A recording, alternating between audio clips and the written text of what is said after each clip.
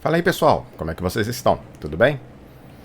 Mais um pedacinho aqui do nosso curso de controle digital. Hoje a gente vai falar sobre mapeamentos de planos em sistemas discretos. Então a gente vai aprender basicamente a relação entre o plano S estrela, o plano Z, e vamos aproveitar também, vamos introduzir uma nova transformação bem útil para a gente aqui em controle digital, que vai fazer um novo mapeamento desse plano S estrela, ou do plano Z, tá? Que vai carregar para a gente algumas propriedades bem interessantes, uma forma bem legal de representar os nossos sistemas discretos, tá bom? Então vamos lá. Muito bem, então a gente já sabe que quando a gente está fazendo lá o controle contínuo, a gente sabe que o posicionamento dos polos e dos zeros também do sistema, ele caracteriza a resposta transitória desse sistema, tá?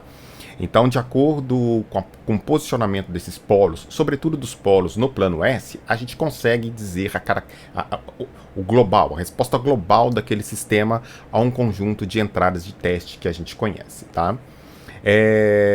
Uma outra informação muito importante que esse mapa de polos e zeros, né, ou esse posicionamento de polos e de zeros no plano S dá pra gente é a questão de estabilidade. Então, a gente viu lá no nosso caso contínuo, que quando o sistema ele tem todos os seus polos no semiplano esquerdo deste plano S, ou seja, tem parte real negativa, aquele sistema ele é estável. Ou seja, se a gente aplicar uma entrada limitada a este sistema, a gente vai obter uma entrada limitada na sua saída, tá? Bom, como esse posicionamento de polos e zeros ele demarca de uma forma muito clara para mim o que está por trás do comportamento global do sistema, e dado que a gente já tem essas informações vindas do mundo contínuo, seria muito interessante que a gente pudesse fazer uma analogia ou um matching entre o posicionamento dos polos no plano S e as suas características e o posicionamento dos mesmos polos quando eles estão refletidos para o plano Z. Isso dá para a gente a capacidade de analisar o nosso sistema no plano S, tá? E converter esse sistema para o plano Z já sabendo onde que vão cair os polos. Ou o contrário, a gente fazia a análise de um sistema digital já no plano Z, mas tendo em mente o que se espera dele do ponto de vista do posicionamento dos seus polos originários no plano S. Tá? Então, fazer esse mapeamento entre o plano S e o plano Z é muito importante para a gente. Lembrando que aqui a gente vai fazer um mapeamento, obviamente, do plano S estrela, né? Só faz sentido falar de mapeamento de polos para aqueles polos e zeros que estão na faixa primária, né? Porque é ali que se expressa o plano Z, né? Como a gente já viu no vídeo anterior, o plano Z é exatamente aquela mudança de variável Z igual a E elevado a ST aplicado à faixa primária, que vai de menos J ômega S sobre 2 até mais J ômega S sobre 2. Então a gente vai pegar os polos do plano S que tem que ser convertidos para o plano S estrela nessa faixa, e vamos analisar isso, essa relação entre plano S e plano Z.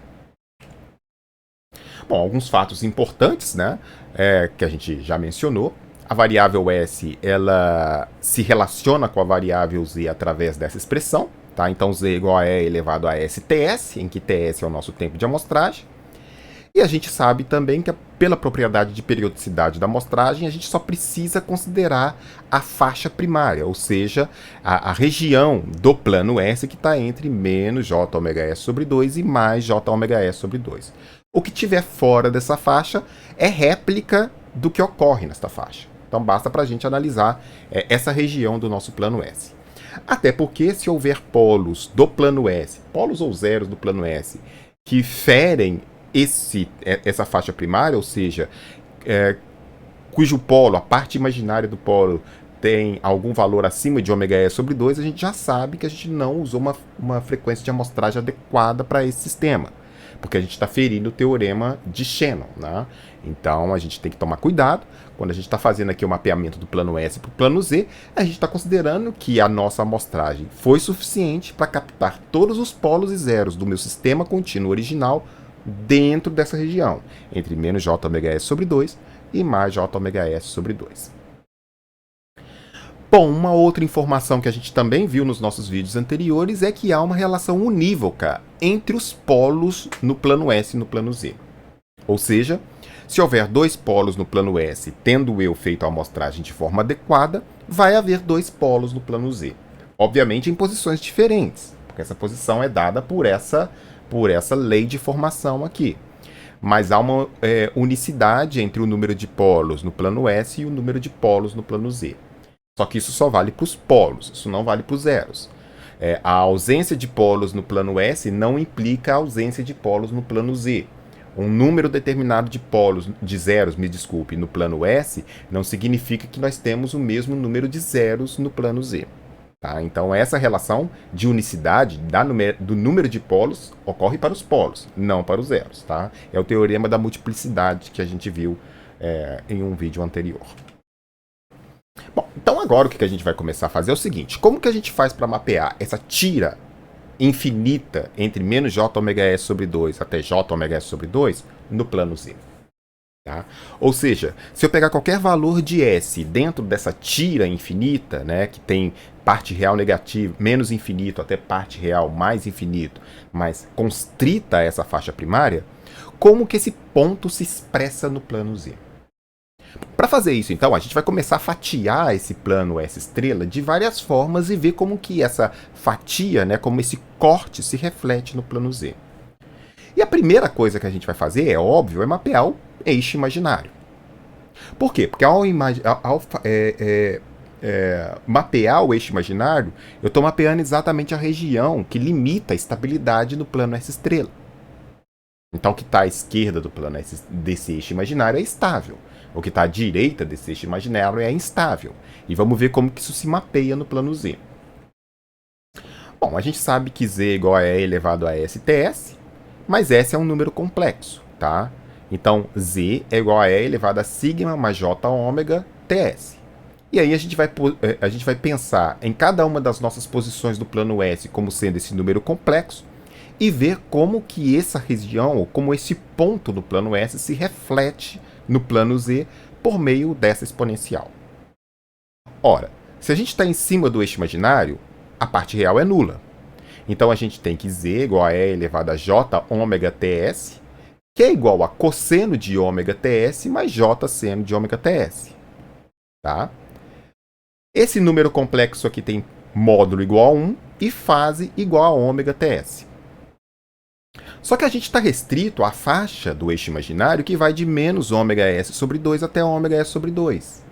E aí, quando a gente aplica essa região de ômega aqui, essa variação de ômega, dentro dessa região, nesse número aqui, a gente vai ver que a gente está percorrendo exatamente um círculo.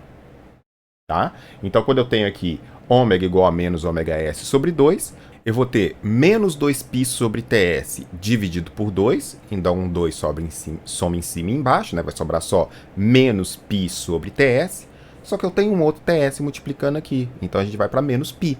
Ou seja, quando eu estou em menos ômega S sobre 2, isso aqui eu estou no módulo 1, fase menos 180 graus, tá? Então eu estou no valor menos 1, no plano Z, tá? E quando eu estou no ômega S sobre 2, eu estou de novo no 180, só que agora 180 positivo, ou seja, eu estou saindo do menos 180, estou diminuindo o ângulo, aumentando o ângulo, né, no sentido de torná-lo mais positivo, chego no zero, continuo aumentando até chegar no mais 180 graus. Tá?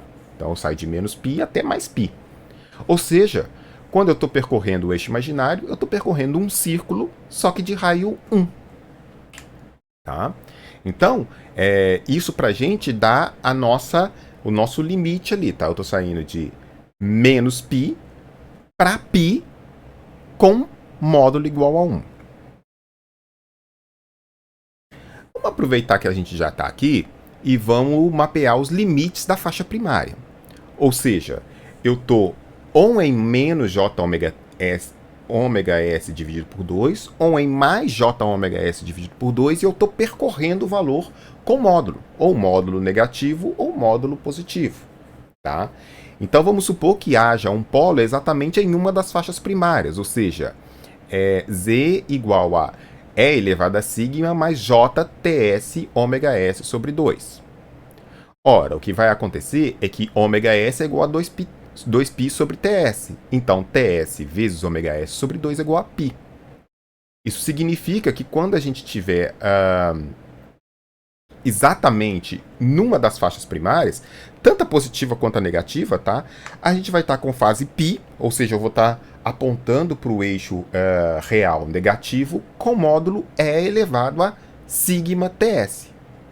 Se o sigma ele for um valor menor que zero, isso aqui vai tender a um valor menor que 1, né? Então, quer dizer, se o sigma for um valor menor que zero, eu vou ter E elevado a menos sigma ts, isso aqui vai ser um valor entre 0 e 1, né? Se eu tiver um valor positivo, ou seja, o sigma maior que zero, eu vou estar percorrendo o eixo imaginário, o eixo real negativo, por um valor cujo módulo é maior que 1. Então, se eu reunir essas informações, o que eu tenho aqui é o seguinte. Por exemplo, eu estou percorrendo a faixa primária, tá? Passando pelo eixo imaginário e indo sobre o limite superior da faixa primária, nesse sentido negativo, e voltando do sentido negativo para o valor zero. Ou seja, eu estou percorrendo aqui apenas a região estável, né? A região estável da minha faixa primária. Naturalmente, eu poderia fazer a mesma coisa aqui para a parte positiva, né? Para a parte à direita, tá? Mas essa figura aqui ela é importante para a gente, por quê? Porque ela delimita exatamente para a gente a região de estabilidade, que está dentro desta faixa aqui, dentro dessa tira, né? Semitira infinita aqui. Tá? Então a gente está aqui nessa região. Então note que quando a gente estiver saindo do ponto 5 para o ponto 6, do ponto 1 para o ponto 2, o que a gente está fazendo é percorrer o círculo unitário. Tá? Então a gente vai estar percorrendo o círculo unitário aqui. Nesse sentido, o ângulo está aumentando, mas eu estou sempre com raio igual a 1. E quando eu estiver indo do 2 até o ponto 3, que está lá em menos infinito, e depois voltando aqui pelo ponto 4, que está lá em menos infinito, voltando para o 5, eu vou estar saindo do ponto 2, entrando aqui na parte real negativa, em cima da fase igual a menos π, e depois voltando até chegar ao ponto 5 de novo. Tá? Lembrando que o ponto 2 e o ponto 5 eles se encontram lá em menos infinito. Ou seja, quando eu estou em cima da faixa primária, ou desculpa, quando eu estou em cima do eixo imaginário, eu estou percorrendo o círculo unitário. Quando eu estou percorrendo o menos infinito sobre o j ômega s sobre 2 e a parte de esquerda aqui em menos j ômega s sobre 2, eu estou mergulhando na parte real negativa aqui do plano z. E se eventualmente eu estiver aqui percorrendo esse limite no sentido da região de instabilidade, naturalmente eu vou estar caminhando em cima do eixo imaginário, em cima do eixo real negativo do plano Z, só que com parte real maior que 1. Tá? Bom, vamos continuar o nosso mapeamento agora, mapeando um eixo vertical paralelo ao eixo imaginário. Ou seja, nós começamos a mapear o nosso plano S desta forma, em cima dos limites da região, seja do eixo imaginário, seja da faixa primária. Agora o que eu vou fazer é mapear eixos verticais, mas que estão paralelos ao eixo imaginário, mas que não estão no eixo imaginário, ou seja, o sigma é diferente de zero.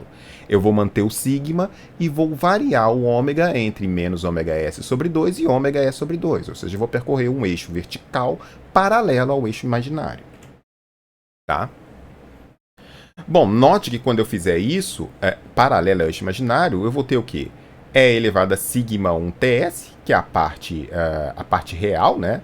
Mais E elevado a j ômega ts, que é a parte imaginária. Aqui eu já estou dividindo as duas bases, né? O expoente, o E está na base desse número complexo, eu já estou chegando e pegando a parte real e a parte imaginária e separando as duas bases.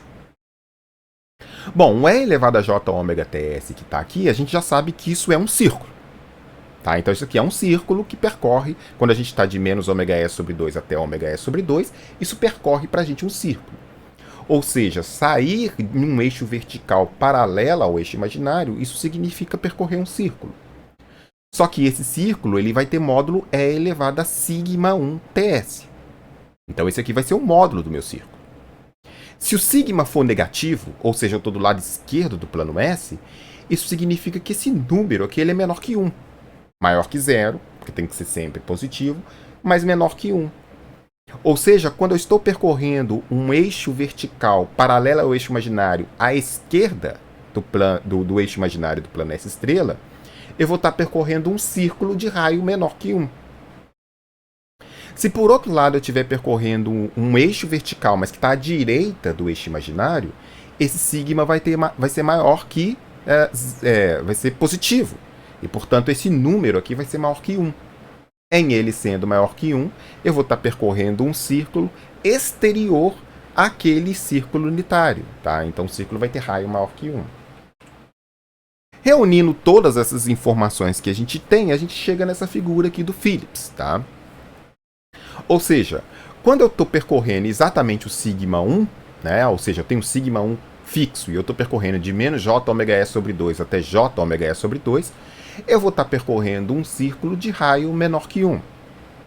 Se eu estiver percorrendo um eixo vertical com sigma 2 maior que 0, de menos j ômega e sobre 2 até j ômega e sobre 2, eu vou estar percorrendo um círculo, só que de raio maior que 1. E se eu estiver exatamente em cima do eixo imaginário, eu vou estar percorrendo um círculo de raio igual a 1. Ou seja, o que para a gente delimitava aqui a estabilidade no plano S, que era exatamente o eixo vertical neste plano, tá? Em cima do eixo imaginário, vai ser traduzido para a gente no plano Z como um círculo unitário. Ou seja, o círculo unitário é que delimita a região de estabilidade para a gente no plano Z. Tá? Então essa aqui é a região de estabilidade do plano Z, visto pelo mapeamento entre o plano S estrela e o plano Z. Então note que um polo instável no plano S, sigma 1 maior que 0, vai ser mapeado fora do círculo unitário no plano Z. Enquanto um polo, se ele tiver com parte real negativa, ele vai ser mapeado dentro do círculo unitário. Ou seja, o círculo unitário ele delimita para a gente a região de estabilidade de polos do plano Z. Se um polo neste plano estiver no interior do círculo unitário, este polo vai ser estável. Se não, se ele estiver exterior a esse círculo unitário, este polo vai ser instável. E é por isso que a gente delimita a região de estabilidade no plano Z como sendo um disco unitário. Ou seja, um disco, o raio é igual a 1, esse círculo delimita a região, o anel externo desse disco e tudo que está interno a esse círculo, ou seja, o disco com o raio unitário contido. Então, o disco unitário ele é a região de estabilidade no nosso plano Z, assim como aquela semitira esquerda no plano S, né, essa estrela, tá, ele delimitava para a gente, ou ele delimita para a gente a região de estabilidade no plano S. Tá legal? Bom, vamos ter que mapear também como que se escrevem eixos horizontais paralelos ao eixo real no plano S estrela. Ou seja, o meu próximo trabalho aqui, eu já fiz esse tipo de fatiamento no meu plano S, agora eu vou fazer o mapeamento dos eixos horizontais paralelos ao eixo real. Tá? Então, nesse caso, o ômega aqui vai ser fixo, né? A gente vai percorrer um ômega específico entre menos ômega S sobre 2 e mais ômega S sobre 2. E o que vai variar é o valor do sigma, o valor da parte real que eu estou percorrendo em cima desse eixo horizontal. Tá? Então vamos novamente tomar um polo sobre o eixo horizontal no plano S. Então, de novo, eu separei aqui a parte real e a parte imaginária. Tenho E elevado a sigma TS, que é a parte real. E elevado a J ômega 1 TS, que é a parte imaginária. E eu estou escolhendo algum ômega 1 entre ômega S sobre 2, menos ômega S sobre 2 e mais ômega S sobre 2. E sigma 1 é um número real, que está entre menos infinito, né, e mais infinito. Ora, então o que acontece? Nessa expressão eu vou ter Z igual a E elevado a sigma 1 TS, né, que é o sigma que eu vou estar percorrendo de menos infinito até infinito, para uma dada fase ômega 1 TS.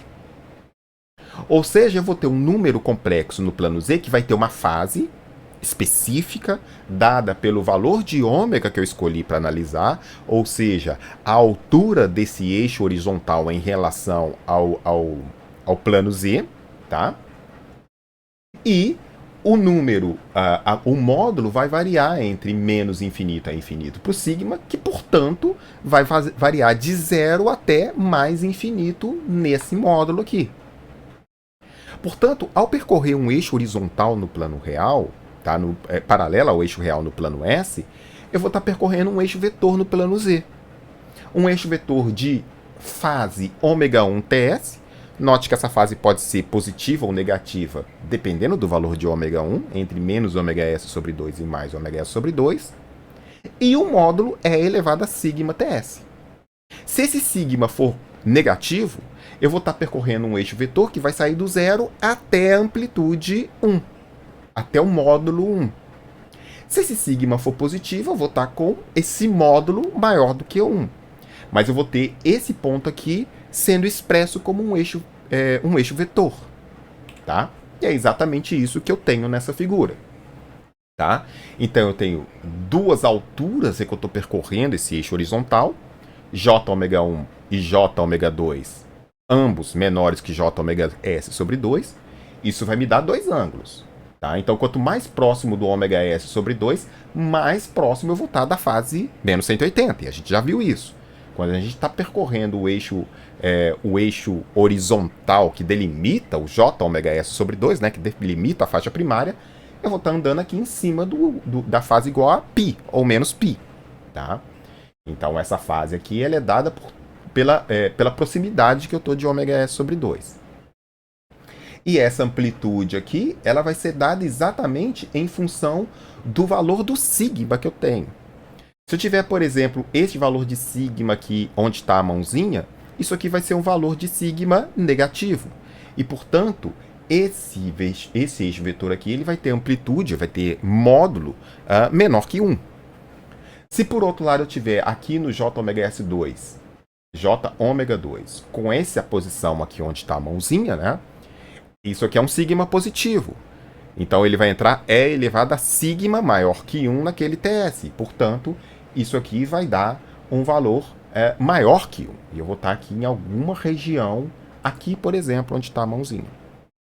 Tá? Com sigma, com módulo maior que 1. Tá? Então, a gente acaba com esse procedimento, a gente vê que um mapeamento vertical significa círculos no plano Z, e o mapeamento horizontal significa eixos vetores no plano Z. Bom, a próxima coisa que a gente precisa fazer para mapear o nosso plano S seria o seguinte, olha, a gente já mapeou eixos verticais, a gente já mapeou eixos horizontais, mas uma informação importante que a gente tem no plano S é mapear eixos vetores. Então, mapear um eixo vetor, né, um eixo que tem um ângulo e tem uma magnitude, um módulo, né? Isso é importante para a gente porque são exatamente os eixos vetores no plano S que dão para a gente a informação, por exemplo, de amortecimento do sistema. Tá? Então é muito importante mapear como que esse eixo vetor no plano S se espelha no plano Z. Bom, só que um eixo vetor ele é caracterizado pelo quê? Ele é caracterizado por um ângulo, tá? Por um ângulo neste plano e pelo módulo desse cara. Esse ângulo e esse módulo eles vão ser traduzidos como parte real e parte imaginária se eu pegar a forma retangular desse número complexo. Então eu posso analisar tanto o eixo vetor como módulo e fase, como pegar este ponto e convertê-lo para representação retangular. Então, o eixo vetor no plano S, a gente vai partir da origem, tá? E a gente vai partir dessa origem com um ângulo beta, que vai ser o ângulo que eu vou percorrer neste eixo vetor, e a magnitude, né? A fase, o módulo sigma que tem esse eixo vetor. Note que a tangente de beta, que é exatamente esse ângulo que eu percorro, vamos considerar, né, apenas de forma de desenho que isso aqui fosse o plano S, né? Se eu tenho aqui a parte imaginária e eu tenho a parte real, este ângulo aqui é dado pela tangente, ou melhor, a tangente desse ângulo é dado pela parte imaginária sobre a parte real. Então, quando eu tenho um eixo vetor no plano S, a tangente beta do ângulo que está sendo formado nesse eixo vetor é exatamente o valor daquela frequência, né, o valor daquele ômega, o valor da parte imaginária sobre o sigma 1. Tá? Por exemplo, eu posso ter aqui um ômega que seja negativo, eu posso ter um valor aqui do ômega que seja negativo, ou seja, eu estou percorrendo a parte de baixo. Assim como eu posso ter um sigma que é negativo ou positivo, eu estou então com um eixo vetor que é maior que 90 graus. Né? Então esse eixo vetor tem uma beta maior que 90 graus. Muito bem, então, quando eu pego esse número complexo aqui e coloco essas informações nele, eu vou ter o quê? Que é elevado a STS vai ser igual a E elevado a sigma 1TS, que é exatamente o valor da magnitude desse número complexo, o valor do módulo desse eixo vetor, vezes a fase desse cara. Só que a fase desse cara a gente já sabe, que é J ômega, J ômega, né? Só que essa fase, ômega TS, ela vai ser traduzida, ou ela pode ser traduzida assim, ó. Ômega é igual a sigma 1 tangente de beta. E aí, finalmente, a fase no eixo Z, ou no plano Z, vai ser sigma 1 TS tangente de beta. Note que agora o que acontece é o seguinte, um eixo vetor no plano S, quando eu estou percorrendo um eixo vetor no plano S, eu estou mudando tanto o módulo no plano Z, que olha, sigma 1 vai mudar. Se eu estiver percorrendo esse eixo vetor, eu vou estar mudando o valor da parte real. Só que eu vou estar mudando também a parte imaginária. E, portanto, eu vou estar mudando também a fase desse cara. Então, se eu associar essas duas informações aqui, da mudança desse sigma, que vem como uma exponencial, ou seja, na medida que eu estou mudando o sigma, eu estou mudando esse módulo de uma forma exponencial. E a fase, que está variando também em função do sigma, via o ômega, eu vou perceber que ao percorrer esse eixo vetor em cima do plano S, eu vou percorrer uma espiral logarítmica decrescente com o aumento de sigma, se eu estiver com sigma menor que 1. Então, se eu estiver percorrendo o plano S com um eixo vetor que está à esquerda aqui, né? Ou seja, eu tenho um sigma negativo sempre, na medida que eu estiver aumentando o sigma, o valor de E elevado a sigma TS vai ser cada vez menor. Maior que zero, mas cada vez menor.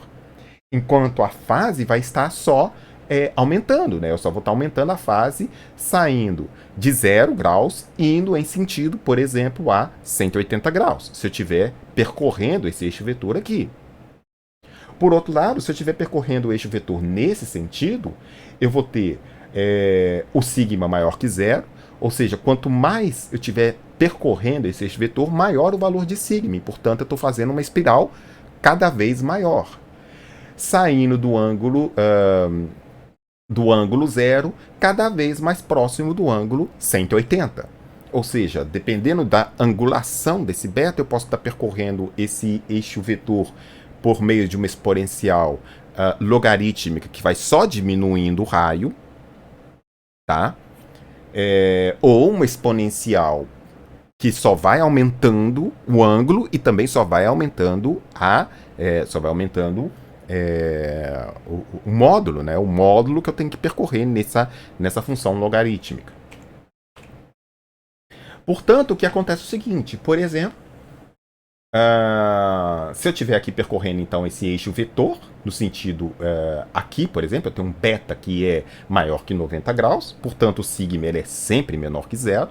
Né? Se eu estiver percorrendo isso aqui de 0 até ômega S sobre 2, eu vou partir de 1, que é quando exatamente eu estou nesse ponto 0 aqui, né? O 0 ele tem módulo igual a 1, fase igual a 0. Então eu estou exatamente nesse ponto.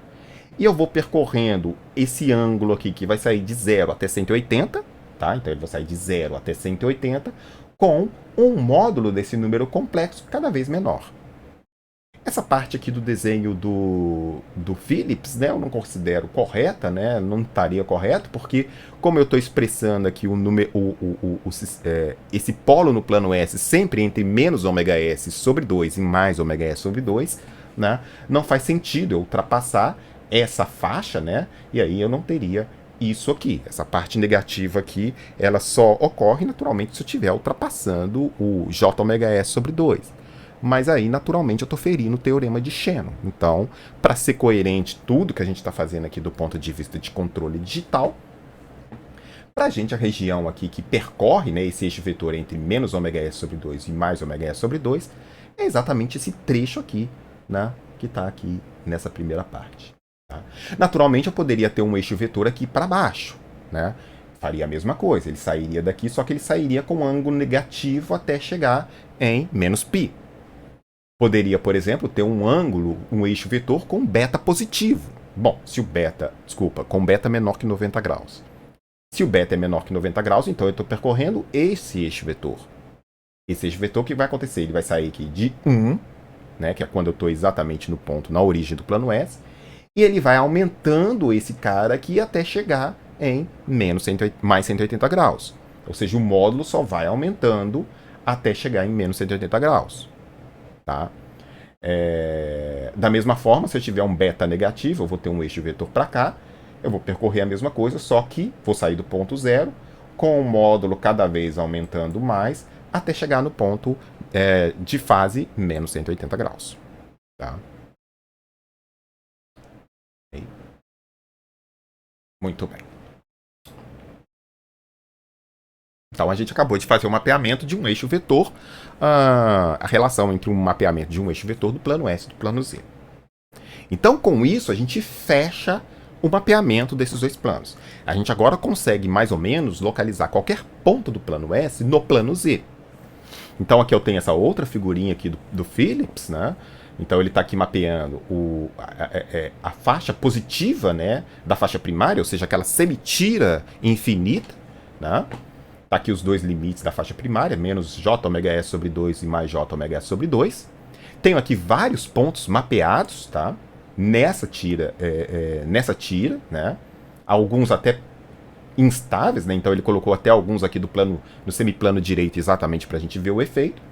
E eu tenho esses respectivos pontos mapeados aqui no meu plano Z. Note que os pontos que estão mapeados exatamente em cima do eixo da divisão, do eixo horizontal que delimita a região, ele vai estar sempre aqui no eixo real negativo do plano Z. Por outro lado, aqueles pontos que eles estão, por exemplo, 7 e 8, que eles estão na região de estabilidade do plano S estrela, eles vão ser mapeados como dois pontos complexos conjugados aqui no plano Z. Note que se a gente fizer o percurso 7, 2, 7, ou seja, eu estou, ou melhor, né, 9, 7, 2, 7, 9, percorrendo um eixo vertical com parte real negativa, eu vou estar percorrendo um círculo com raio menor que 1. 2, 7, 9, 7, 2. Então eu estou percorrendo esse círculo aqui. Por outro lado, se eu estiver percorrendo o círculo 5, 4, 5, né? Naturalmente eu deveria vir aqui até exatamente aquela região, né? Aquele limite superior. Eu vou estar percorrendo 5, 4, 5, daria toda a volta, como um círculo de raio maior que 1, até voltar ao 5 de novo. Poderia ter também aqui, por exemplo, um eixo vetor, visto aqui, por exemplo, ó, de 1, 7. Imagina que aqui eu tenho um eixo vetor, que eu estaria percorrendo exatamente aqui, por exemplo, ó, 1, 7, 10. Imagina que isso aqui está colinear, né? Então eu estou percorrendo 1, 7, 10, um eixo vetor no plano S. O que vai acontecer? Eu vou partir do 1, que é exatamente o valor mais 1, valor real 1 no plano Z. E aí eu vou começar a aumentar o ângulo diminuindo o módulo. Então eu vou vir aqui com 7, que é um módulo menor que o módulo 1 aqui, tá? E depois eu vou começar a aumentar o ângulo até chegar no 10, que está exatamente em menos 180 graus. Tá? A mesma coisa, por exemplo, eu poderia fazer para o eixo vetor 1, 5, né? Então no eixo vetor 1, 5, o que aconteceria? Eu estaria saindo do 1 com módulo 1, eu estaria aumentando o ângulo para 5, né? Eu estou aumentando esse ângulo, e isso aqui vai acontecer até eu chegar no mais 180 graus, que vai ocorrer exatamente quando eu chegar aqui no limite da minha faixa primária. Tá? Então vai acontecer uma coisa que vai só aumentar a amplitude aqui para a direita. Tá bom? Então, eu consigo ver aqui todo o comportamento de como que os polos eles estão no plano S estrela e no plano Z. E isso, uma outra figurinha muito interessante do Phillips, né? Ele me dá também como que isso se espelha, né? A gente sabe qual que são as respostas esperadas do meu sistema contínuo de acordo com os polos dele no plano S. A mesma coisa a gente pode associar aqui no plano Z. Então você vai ver, por exemplo, que quando eu tenho dois polos complexos conjugados no plano Z dentro do círculo unitário, à direita desse círculo unitário, o que acontece? esses dois polos, eles fazem com que o sistema digital, a saída do sistema digital a um degrau unitário, por exemplo, ele vá convergindo para um valor final. Então ele vai amortecendo até esse valor final. Se por outro lado eu tiver dois polos complexos conjugados à direita, mas fora do círculo unitário, o que vai acontecer é que esses polos eles vão fazer uma resposta a um degrau nesse sistema que ele vai oscilando, mas vai oscilando de forma a explodir. Então oscilando com uma amplitude que só cresce, que é exatamente isso que a gente está vendo aqui. Se eu caminhar em cima do eixo real do plano Z, né, no sentido esquerdo, né, desculpa, no sentido direito aqui da parte real positiva, isso significa para a gente sistemas basicamente de primeira ordem, tá? Ou que tem essa característica de um sistema sobreamortecido, por exemplo, que tem dois polos reais, tá? Então, por exemplo, se esses polos eles estiverem no interior do círculo unitário, eles vão responder como exponenciais, mas naturalmente como exponenciais amortecidas. Por outro lado, se eles estiverem em cima do eixo real do plano Z, só que fora do disco unitário, né, fora do círculo unitário, isso vai ser uma exponencial crescente.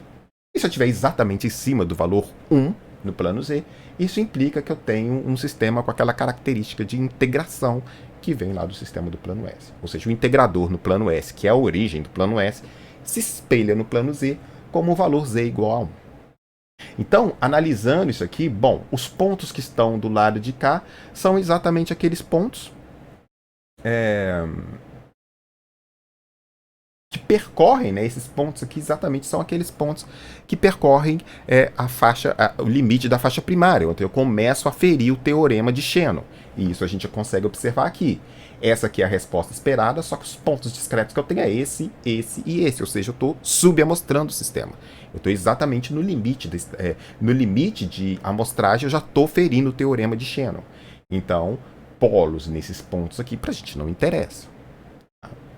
Então, essa figura, ou melhor, esta figura, ou ainda mais, né, conseguir enxergar o posicionamento desses polos no plano S, que me dá mais ou menos a característica global da resposta no plano S, e enxergar como que esses polos se expressam no plano Z, me permitem fazer esta análise, ou seja, verificar de uma forma intuitiva como que esse sistema dinâmico, discreto ou digital, se comporta quando eu tiver polos espalhados em cima desse plano Z.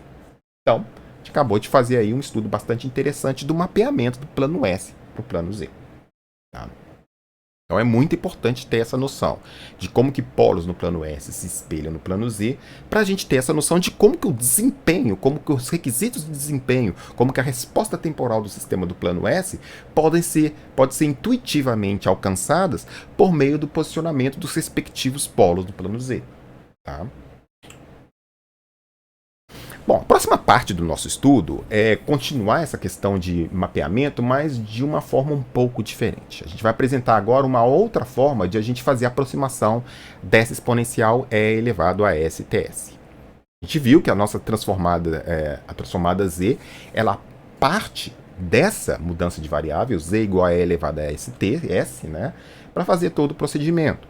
E a gente viu também que essa substituição de variáveis, ela se expressa para a gente como pegar a faixa primária do meu S estrela, que é o sinal S, né, que é o sinal contínuo amostrado, pegar essa faixa primária e espelhar essa faixa primária dentro do círculo unitário, pelo menos aquela faixa primária positiva, né, aquela faixa primária estável, né, aquela parte esquerda da semitira infinita.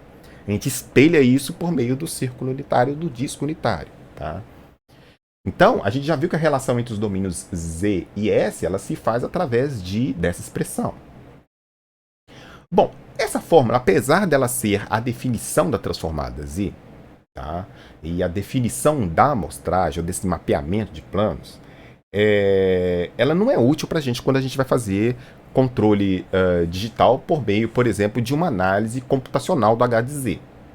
Por quê? Porque essa expressão aqui ela não é uma expressão fechada. Isso aqui, se a gente for escrever essa exponencial aqui no meu computador, o que vai acontecer é que eu tenho que pegar essa exponencial aqui e escrever por meio de uma série infinita.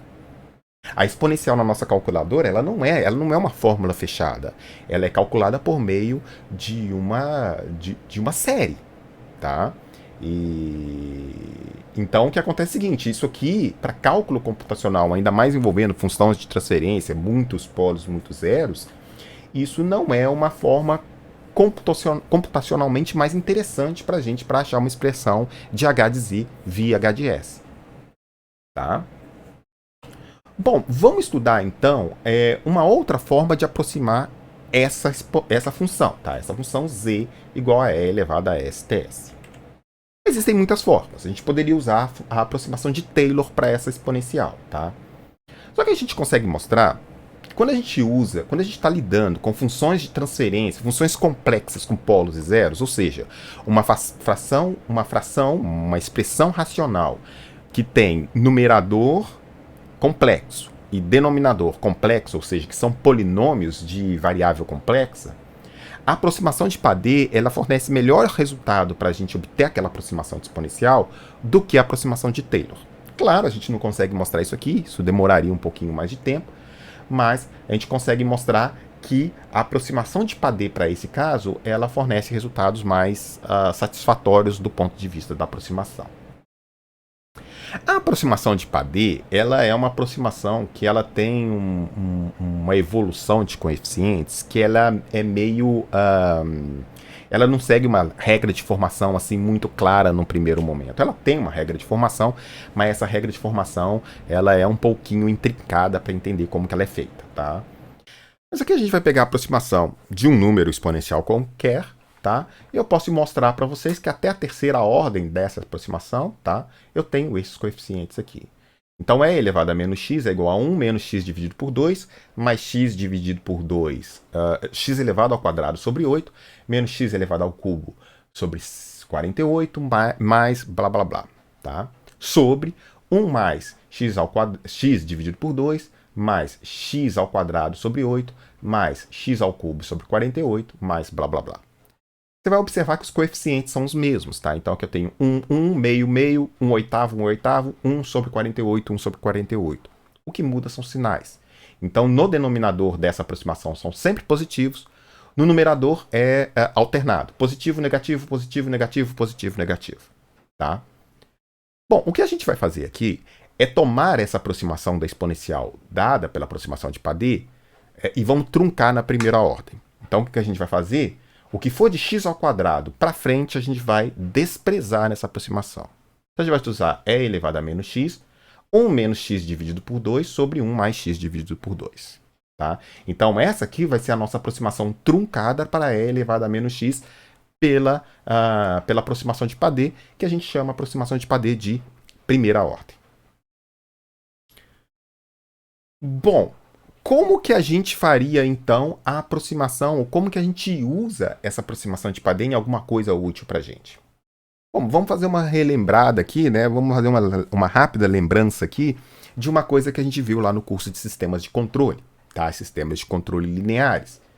Que, por exemplo, quando eu tenho um sistema que ele tem atraso de tempo, tá? Um sistema linear que ele tem atraso de tempo, esse sistema linear ele pode ser representado por uma função de transferência que caracteriza aquele sistema sem o atraso de tempo, mas é elevado a menos t0 vezes s, que é exatamente aquele atraso de tempo. Então, por exemplo, se eu estou com, por exemplo, um sensor que é um radar, né? Eu preciso esperar. Quando eu lanço a onda para medir a distância, eu preciso esperar aquela onda ir, bater e voltar.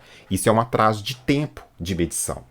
Não, se eu mandar o sinal exatamente no instante t0, eu só coleto a informação da distância que eu estou da parede depois do tempo que passa entre esse sinal sair do meu emissor, bater na parede, refletir e voltar.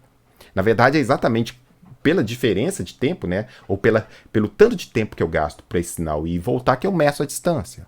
Ou seja, eu só consigo medir a distância da parede um tempo depois que eu mandei o sinal de medição. Tá? Um tempo depois que eu mandei esse pulso de áudio, por exemplo, né, que reflete para eu coletar essa informação. Então, isso se reflete como um atraso de tempo na minha medição entre a variável de entrada e a variável de saída. E é exatamente isso que aparece aqui. Eu coloco isso na forma de E elevado a menos T0, que é esse tempo, né, esse atraso de tempo, vezes a variável S. Bom, note que aqui eu tenho 2 sobre S mais 2, beleza. Então eu tenho aqui uma função de transferência. Só que eu tenho essa exponencial aqui. E se eu for aproximar essa exponencial aqui no MATLAB, por exemplo, ou no Octave, né, ou no Python, enfim, essa exponencial de um número s complexo, né, que é uma função complexa, isso aqui vira uma série infinita. Então, para contornar esse problema, o que, que a gente faz? A gente pega essa exponencial aqui e faz uma aproximação de padrão de primeira ordem nela. Eu vou pegar aqui e elevado a menos t0s e vou aplicar essa regra de formação aqui. Então, e elevado a menos x vai ser 1 menos x dividido por 2 sobre 1 mais x dividido por 2, onde x é t0 vezes s. Aqui t0 é o atraso de tempo, não é tempo de amostragem. São duas coisas diferentes. Então, se eu aplicar aquela aproximação de Padê de primeira ordem nessa expressão, eu vou chegar em 1 menos t0 dividido por 2 sobre s, vezes s, perdão, vezes sobre 1 mais t0 dividido por 2 vezes s. Tá? Ou seja, o que a gente conseguiu aqui? A gente conseguiu escrever um sistema com atraso de tempo na forma de duas funções de transferência que agora sim eu consigo tratar, por exemplo, no MATLAB. Então, quando eu tenho sistemas que têm atraso de tempo, uma das estratégias que eu uso para tratá-lo num pacote computacional de controle é escrever esse atraso de tempo como uma aproximação de Padê.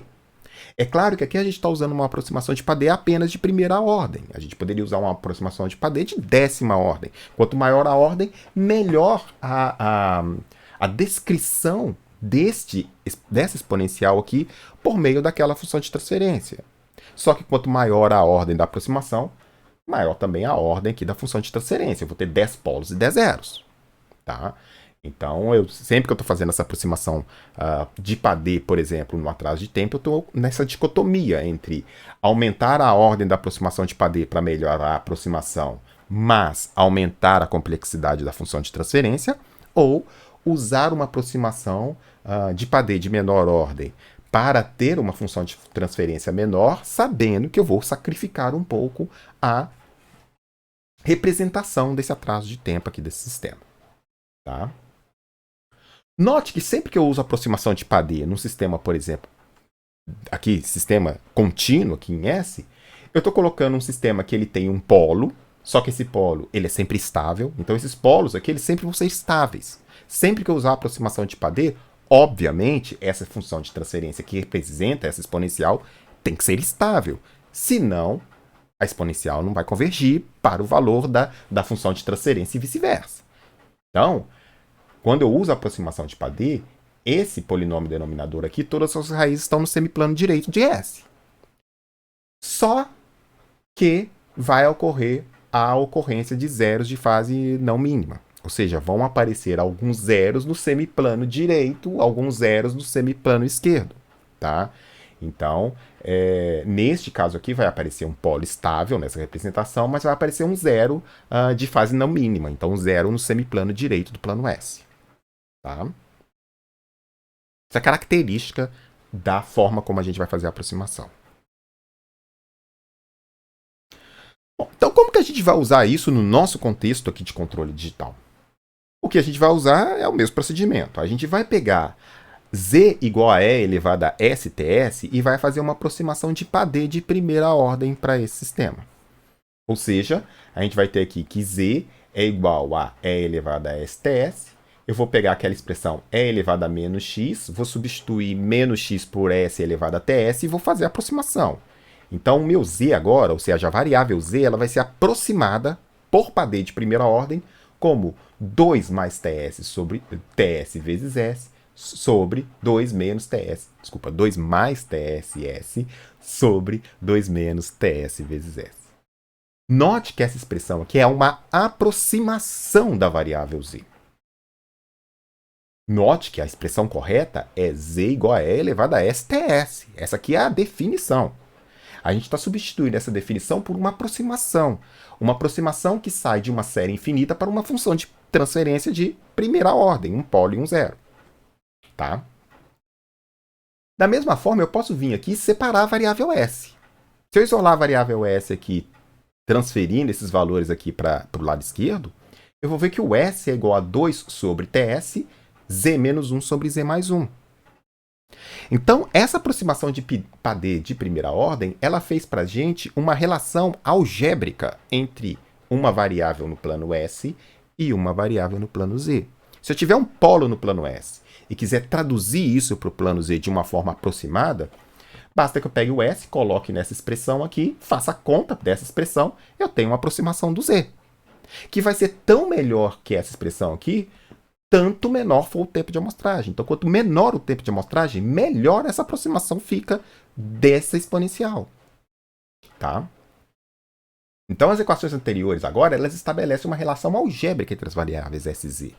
A gente pode usar, por exemplo, para fazer uma conversão simbólica entre o plano S e o plano Z.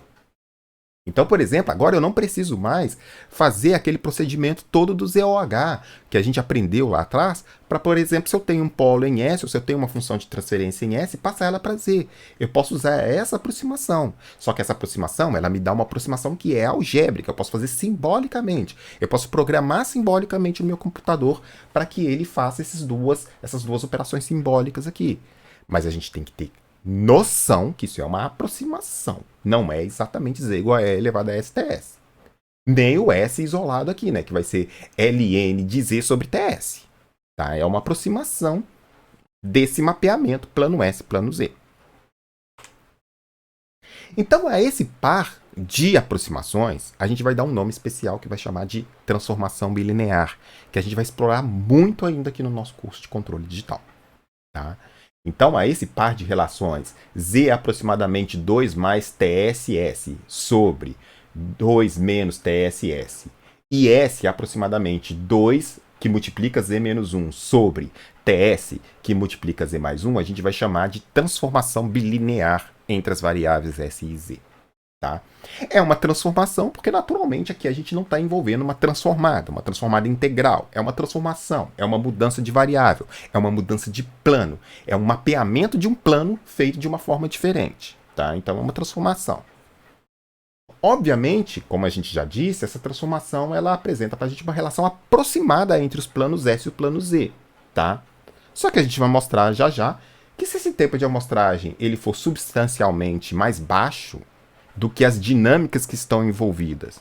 E, naturalmente, que essas dinâmicas que estão envolvidas, elas têm uma banda, né, um valor máximo de frequência que seja suficientemente menor que o ômega sobre 2, a gente vai ver que essa aproximação ela fornece bons resultados. Ou seja, quanto melhor eu amostrar o sistema, no sentido de que as frequências que ocorrem no meu sistema são substancialmente mais baixas do que ômega sobre 2, melhor vai ser essa aproximação aqui. Por exemplo, vamos pegar um caso aqui. Tá? Vamos pegar G de S igual a 2 sobre S mais 2.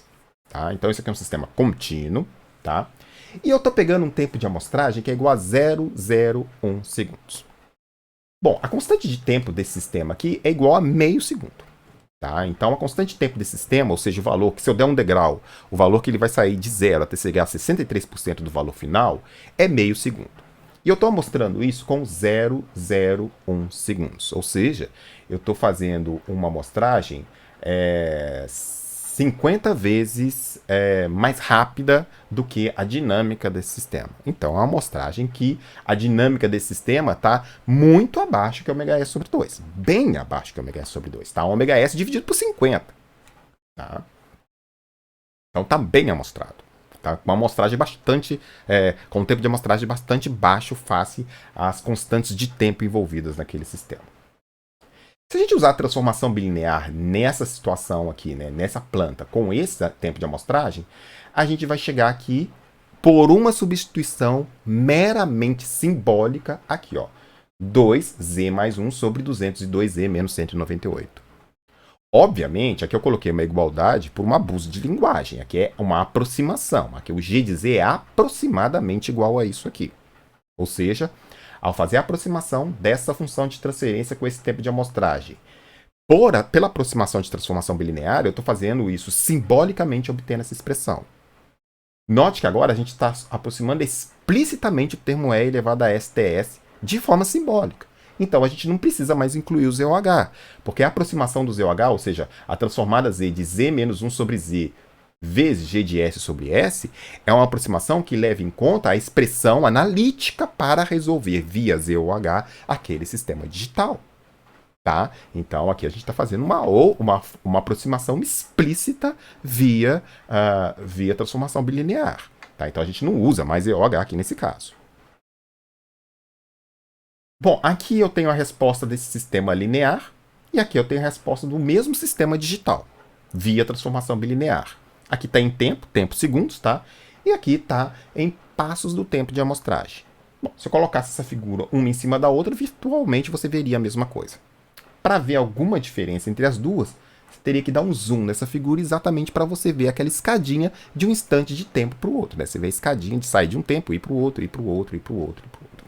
Tá? Mas virtualmente esses valores aqui são muito próximos uns dos outros. Tá? Exatamente por causa do tempo de amostragem que a gente está escolhendo. Tá? Naturalmente, se o tempo de amostragem fosse maior, né, ou seja, estivesse mais próximo das dinâmicas do sistema, eu ia começar a ver as escadinhas aqui, né, e possivelmente essa curva não seria tão próxima assim dessa. Bom, já que a gente falou então da transformação bilinear, e a gente vai usar isso muito ao longo desse curso, a primeira coisa que a gente vai fazer aqui neste momento é fazer o mapeamento do bilinear. O mapeamento do bilinear é exatamente fazer o seguinte. Olha, eu estou pegando a variável z igual a e elevado a sts e fazendo uma aproximação explícita dessa variável simbolicamente pela aproximação de Padé. Bom, então o que eu vou fazer é o seguinte. Eu vou pegar essa aproximação e vou fazer o mapeamento do z para este novo plano dado por essa aproximação. Para a gente não fazer bagunça entre o que é o nosso plano S ou o nosso plano S estrela original, que deu origem ao nosso plano Z, que agora eu estou usando esse Z para fazer uma aproximação explícita por um outro método, que é esse método simbólico da aproximação de Padé, eu vou criar uma nova variável que vai ser o espelho dessa nova transformação. Então eu vou chamar aqui a variável, uma nova variável W, em que a variável W é a variável que está sendo espelhada por essa aproximação, por essa transformação. Então agora o W é igual, tá? Então é Z igual a 2 mais TSW sobre 2 menos TSW. Ou seja, eu estou mapeando essa transformação. Eu estou pegando o que é um ponto em Z e o que é esse ponto nesse novo plano W que vem dessa transformação bilinear. Ou seja, o que um ponto aqui se espelha exatamente aqui nesse novo plano que eu estou criando. Tá? E o W, que é igual a 2 sobre Z menos 1, 2 vezes Z menos 1, me desculpe, sobre TS vezes Z mais 1. Então agora eu estou fazendo esse mapeamento entre esses dois planos que vêm dessa transformação. E aqui, naturalmente, eu não estou colocando S, porque pode dar confusão com aquele S original, que é o S real. Aqui é uma aproximação do S. Como é uma aproximação do S, eu vou colocar essa variável W para não dar confusão, e depois a gente vai ver o que isso vai virar. Tá? Então vamos fazer o mapeamento desses dois planos e vamos ver o que acontece. Olha, eu não vou aqui fazer o mesmo procedimento de mapeamento. O procedimento é o mesmo que a gente fez lá no caso do plano S estrela para o plano Z. Eu vou pegar o plano Z, descrever o que são eixos verticais no plano Z, eixos horizontais no plano Z, eixos vetores no plano Z, círculos no plano Z, e eu vou ver como que isso se mapeia nessa expressão. Por exemplo, eu sei que o círculo unitário no plano Z, ele espelha... o círculo unitário é uma região notável do nosso plano Z, ele delimita a estabilidade do plano Z. Como que eu vou fazer o mapeamento bilinear disso? Olha, eu vou pegar aquele círculo unitário, vou percorrer um número complexo em cima daquele círculo unitário, e para vários valores desse círculo unitário, eu vou colocar Z nesta expressão aqui e eu vou ver qual que vai ser o respectivo W. Quando eu for mapear, por exemplo, um eixo vetor no plano Z, ou um eixo vertical no plano Z, ou um eixo horizontal no plano Z, eu vou pegar cada um dos valores de Z, percorrendo esse plano Z nesse locus, né, nesse lugar geométrico, e vou aplicar aqui nessa expressão e ver o que dá no meu W. Então o procedimento é o mesmo. Para a gente ganhar um pouco de tempo, eu já vou apresentar para vocês o resultado do mapeamento. E aí a gente vai discutir. figura é muito interessante. Muitíssimo interessante. Bom, aqui a gente tem aquele mapeamento do plano S que a gente discutiu. Essa estrela, tá? Menos J ômega S sobre 2 até J ômega S sobre 2. Naturalmente eu estou mapeando aqui apenas a região estável do meu plano S estrela, tá? Então eu tô aqui, ó, 5, 6, 7, 1, 2, 3, 4, e aí o 4 e o 5 se encontram lá no menos infinito. E aí eu fecho esse ciclo aqui. Esse ciclo aqui da minha semitira infinita, ele gera para mim o círculo unitário, ele gera para mim o círculo unitário no plano Z. Então, quando eu estou no 1, eu estou na origem do plano S. Quando eu saio do 1 e passo no 2, eu estou exatamente aqui no ômega igual a 90 graus no plano Z. J ômega S sobre 4. Quando eu chego em J ômega S sobre 2, eu chego aqui em 180 graus. Quando eu vou percorrendo do 3 até o 4, a gente viu que a gente entra aqui no plano Z, na parte real negativa, até tocar, exatamente quando a gente chega lá no menos infinito, né? Então o módulo é igual a 1.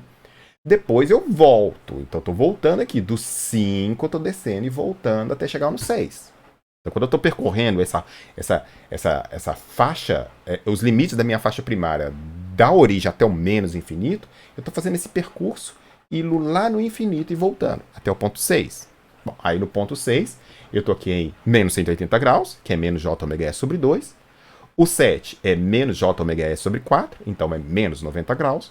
E depois eu volto para o 1. Então eu estou percorrendo o círculo unitário quando eu estou passando nesse limite aqui da minha faixa, da minha tira estável da faixa primária do plano S estrela. Bom, como que isso se reflete no plano W? Ou seja, esse plano mapeado do plano S para esse plano W passado via transformação bilinear. Bom, a gente pode mostrar o seguinte, que se a gente pegar aquelas expressões lá, essas expressões aqui, né, e aplicar para o plano Z, a gente vai ver o seguinte, que quando a gente está percorrendo o círculo unitário no plano Z, isso significa exatamente a gente percorrer no 1. Eu estou exatamente na origem do plano S, do plano W. Quando eu vou para o 2, eu estou exatamente em J sobre 2 sobre TS, tá? Então, quando eu tenho aqui exatamente esse ponto 2, em que eu estou em J ômega S sobre 4, esse ponto 2, na hora que eu levo na minha transformação bilinear aqui com TS, vai sobrar exatamente J sobre 2 sobre TS. Quando eu percorro isso aqui e chego até o ponto 3, ou seja, J ômega S sobre 2, o que vai acontecer? Que eu vou para o J positivo, ou seja, eu vou para mais infinito em J, tá? Então eu estou indo aqui até o J, o J infinito. Então, na medida que eu vou percorrendo esse círculo aqui, até chegar ao ponto 3, eu vou percorrendo aqui a parte positiva do meu eixo imaginário, tá? Quando eu chegar aqui exatamente nesse ponto, né, em que o J ômega que esse ponto aqui é igual a Z igual a menos 1, Z igual a menos 1 nessa expressão aqui vai zerar o denominador. Só que ele vai zerar o denominador, mas vai manter um J aqui, né? Vai aparecer um J aqui, aqui em cima, vindo do número que eu estou percorrendo aqui, né? Porque eu ainda tenho a parte imaginária. Então eu vou percorrer isso aqui até o J infinito. Quando eu tiver do 3 entrando no 4, isso aqui vai corresponder ao ir lá do menos infinito no plano W e ir entrando aqui até chegar em menos 2 sobre T, em cima do eixo real negativo. Quando eu estiver voltando aqui pelo 5, eu vou sair do menos 2 sobre TS até chegar lá no mais infinito, tá? Desculpa, até no menos sigma infinito, que é exatamente esse ponto. Menos sigma infinito. Na medida que eu estou fazendo esse percurso aqui, eu estou percorrendo de menos sigma igual a menos infinito até menos j infinito, tá? Porque aí eu vou voltar de novo aqui para z igual a menos 1, que zera o denominador da minha transformação. Na medida que eu for percorrendo esse ângulo aqui e chegar no 7, né, que é exatamente o menos j, né, menos j aqui, eu vou estar em menos j sobre 2t no meu plano W. E aí, quando eu voltar aqui para o ponto 1, eu volto aqui para a origem. Então vamos fazer aqui uma analogia do que está acontecendo nessa transformação de planos. Bom, eu saio aqui então do meu círculo, da faixa primária, tá? Ou melhor, da tira negativa da minha faixa primária, né? Então eu estou pegando a região estável do meu plano S estrela. A gente viu que quando a gente faz essa aproximação pela transformada Z, isso aqui para mim gera um disco unitário. E agora, quando eu pego esse disco unitário e mapeio pela transformação bilinear, isso aqui me gera basicamente um semiplano esquerdo. Note que toda a região que está dentro desse disco se mapeia como um semiplano esquerdo nesse plano W. A única questão que acontece aqui é exatamente esse 2 sobre TS, né? Que é essa entrada, né? Essa reentrância, né? Essa entrada em cima aqui do eixo real. Tá? Note que na medida que o TS aumenta, ou melhor, que o tempo de amostragem diminui, cada vez mais esse ponto vai para menos infinito. Cada vez mais esse ponto 2 que está aqui também vai para mais infinito. E cada vez mais esse ponto aqui que está menos j sobre 2ts vai para o menos infinito.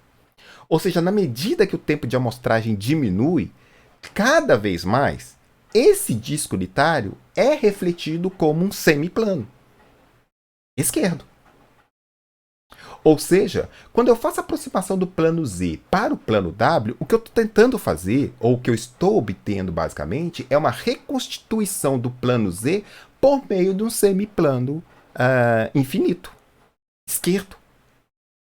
Então, na medida que essa região estável aqui do meu plano S estrela, e é apenas ela que eu posso representar, não posso representar outra, a não ser essa, tá? Eu passo pelo plano Z e depois eu volto pela transformação bilinear, esse plano W é cada vez mais próximo do plano S quanto menor o tempo de amostragem. Quanto menor o tempo de amostragem, mais próximo o posicionamento dos polos desse plano W aqui vão se assemelhar ao posicionamento dos polos no plano S estrela, né? Ou S mapeado dentro do estrela, que é o que eu preciso, né? No caso original. Então a transformação bilinear ela é muito importante, é muito interessante para a gente, porque eu pego o meu sistema que ele é discreto, eu faço uma transformação nele, levando para uma aproximação desse E elevado a STS, tá? E levando numa aproximação aqui de W, que é tão mais próxima que a aproximação do plano S, quanto menor o tempo de amostragem, tá? Então, essa mudança de plano aqui para a gente, ela vai ser bem interessante e bem importante, porque ela vai permitir que a gente faça algumas coisas bastante interessantes do ponto de vista de controle digital, tá? Bom, então nossas principais consequências. A gente já concluiu que o mapeamento da faixa primária do plano S se faz como um disco unitário no plano Z. Claro, da faixa primária no seu trecho estável, né? Então a faixa primária que ela tira de parte real negativa do plano S estrela, ela se faz como um disco unitário no plano Z. A gente acabou de ver que a transformação bilinear ela mapeia o disco unitário do plano Z no semiplano esquerdo de W. Isso tem um impacto muito importante quando a gente está fazendo o projeto de controle digital. Porque se a gente fizer o projeto do controle digital nesse plano W aproximado, que é basicamente uma relação algébrica, né? Uma relação basicamente simbólica do plano S para o plano W, a gente consegue recuperar algumas técnicas lá de controle de sistemas lineares que dependem do plano. Algumas técnicas que a gente viu lá em sistemas de controle lineares, por exemplo, elas se baseiam no plano, na estrutura de semiplano do plano S, que eu perco quando eu faço a transformação para o Z. Quando eu faço a transformada para o Z, esse mapeamento de semiplano eu perco, virou um disco. Então eu não posso usar as mesmas técnicas da mesma forma, eu tenho que adaptar essas técnicas. Quando eu faço esse remapeamento para o plano W, esse disco volta a ser um semiplano. Então, isso me permite recuperar algumas das técnicas que eu só conseguia usar lá no caso do controle de sistemas lineares, porque ela era uma técnica que dependia do semiplano, que é uma característica do sistema contínuo. Tá? Aqui eu consigo recuperar algumas técnicas, a gente vai ver como que faz isso. Tá? Então, é exatamente isso que eu estou colocando. Algumas das técnicas que a gente criou lá no sistema de controle linear, né, ele se baseia na característica de semiplano estável do plano S. Então, para reconstituir isso, eu preciso trabalhar com semiplano. E eu não consigo fazer isso no plano Z. Já com o plano W eu consigo fazer isso. Então essa é uma coisa bastante interessante para a gente, tá? Que a gente vai explorar mais depois. Bom, então é isso aí. A gente nesse vídeo a gente falou sobre mapeamento. Então a gente partiu do nosso plano S estrela, que é a nossa base ah, conceitual para entender sistemas discretos, né, a discretização de um sinal contínuo. Com base nesse plano S estrela, a gente pegou a nossa faixa primária e levou no plano Z, hoje a gente já fez esse mapeamento entre essa faixa primária e o plano Z, tá? Muito importante, tá? Para a gente conseguir ver essa localização dos polos contínuos e os seus contrapartes discretos no plano Z. E a gente aprendeu também essa transformação bilinear, que é uma aproximação desta relação Z igual a E elevado a STS, uma aproximação simbólica, que me levou num outro plano e que a gente recuperou o mapeamento. Esse mapeamento do disco vira de novo um semiplano. Então isso é muito interessante para a gente. Não só para isso, a gente vai usar o mapeamento, a transformação bilinear para outras cositas más, né? Mas essa característica já é uma característica muito importante que a gente vai explorar bastante daqui para frente. Tá bom? Bom, é isso aí. Vamos continuar estudando. Tem muita coisa ainda para a gente ver. A gente agora fecha essa primeira grande etapa, né, do estudo de controle digital, que é esse estudo da teoria de discretização, da teoria de controle digital. Então, que a gente abordou as ferramentas em que a gente abordou a discretização, a gente estudou teoricamente o que é a discretização, seus impactos, né, o que acontece no sinal discreto, em que ele é diferente do sinal contínuo. A gente viu as ferramentas, a gente começou a estudar sistemas de malha aberta e de malha fechada digitais no plano Z, né? Então a gente já viu como que a gente obtém isso, a gente já conhece o que é o mapeamento, ou seja, o mapeamento do plano S estrela para o plano Z para o plano bilinear. O que falta agora? Falta a segunda parte do curso de controle digital, que é fazer controle digital. Então agora que começa mesmo a teoria, ou a parte de fazer controle digital com toda essa teoria na cabeça, tá bom? Mas isso aí vai ficar para a próxima, temos muita coisa ainda para estudar. Vamos continuando devagarzinho que a gente chega lá. Um grande abraço a todos, vamos lá, até a próxima. Valeu, até mais, tchau.